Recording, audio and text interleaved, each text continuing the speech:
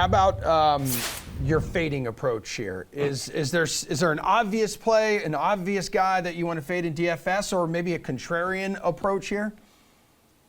There are a couple guys I'm looking at. I know that Matt is looking to fade Steph Curry, just not throw him in his lineups. I'm not sure it's worth paying up for Jalen Brunson or Klay Thompson tonight. These are the third and fourth highest priced players on the slate, but the production just hasn't been there consistently for either of them. Brunson's 9K. He hasn't scored over 32 DK fantasy points in back-to-back games.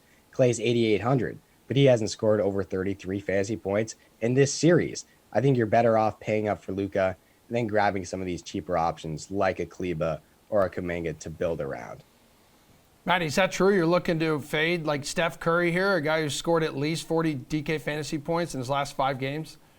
Yeah, the reasoning is really just I don't want to play these cheaper guys. So the player I'm least interested to play tonight that people will gravitate towards a little is Moses Moody, who I think was the popular value play going into last game, and no one really thought Jonathan Kuminga would play a big role. He ended up getting a surprising number of minutes, honestly, but Moody was the guy who lost out because of that. And then he ended up picking up basically the whole fourth quarter because it was garbage time for the Warriors. The Mavericks still had their starters in. It was a very unusual game. But I don't think Moody would have even reached 10 minutes had that game not been a blowout. So coming into this game, like if Otto Porter Jr. plays, I'm not sure Moody even sees the court.